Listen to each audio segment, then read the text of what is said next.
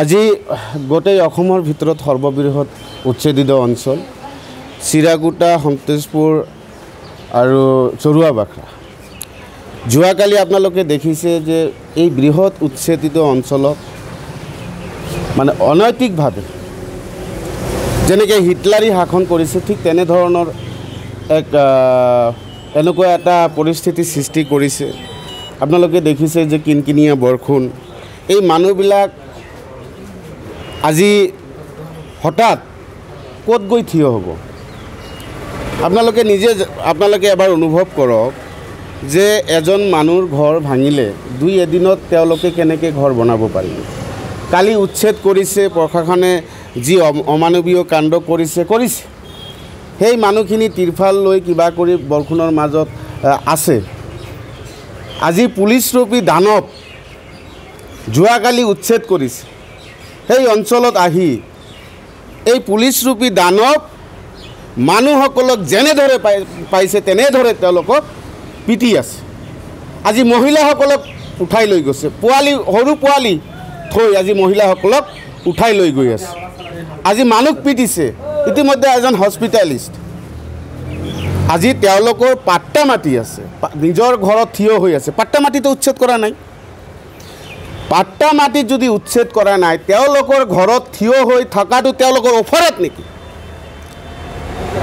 যদি পাট্টা মাটিত থাকিব নোৱাৰে আৰু এই পুলিচৰূপী দানৱে আহি এনেকুৱা যে অত্যাচাৰ কৰিছে, আজি ধুবুৰী জিলাৰ SP ডাঙৰীয়াক মই অনুৰোধ কৰিছোঁ যে এনেকুৱা অত্যাচাৰ আপোনালোকে বন্ধ কৰক, আৰু যদি বন্ধ নকৰে আমাক কৈ দিয়ক।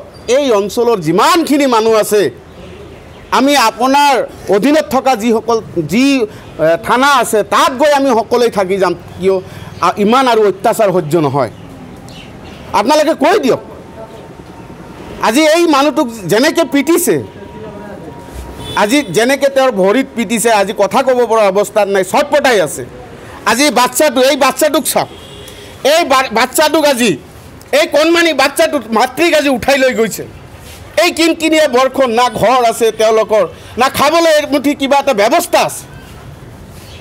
গতিকে মই অসম চৰকাৰক মই কঠোৰ অনুৰোধ কৰিছোঁ যে এনেকুৱা অমানৱীয় অত্যাচাৰ আপোনালোকে বন্ধ কৰক। আপোনালোকে উচ্ছেদ কৰিবলগীয়া আছে, আপোনালোকে উচ্ছেদ কৰিছে। পাট্টা মাটি যিসকলে থিয় হৈ আছে, মই বাৰেপতিয়ে কৈছোঁ যে উচ্ছেদ কৰক, আমাৰ আপত্তি নাই, কিন্তু কিছুমান আইনী প্ৰচেছ আপোনালোকে ফ'ল' কৰক।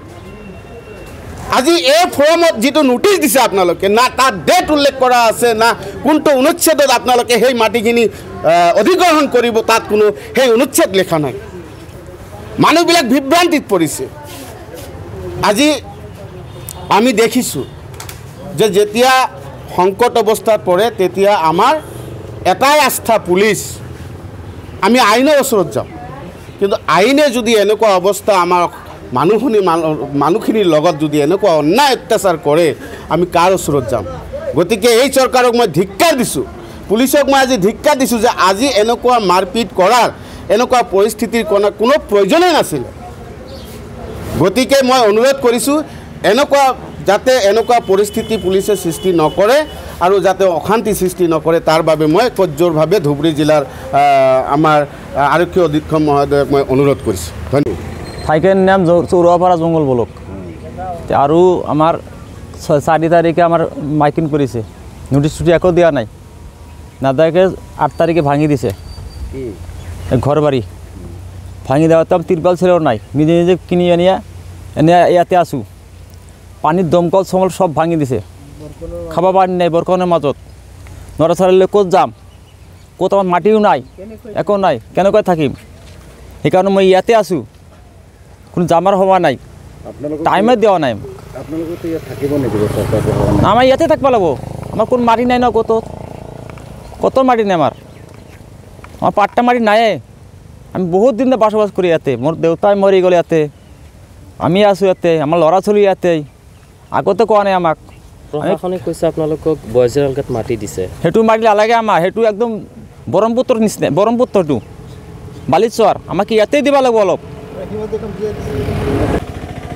নিদিলে নাযাওঁ, আমি মৰিম ইয়াতে।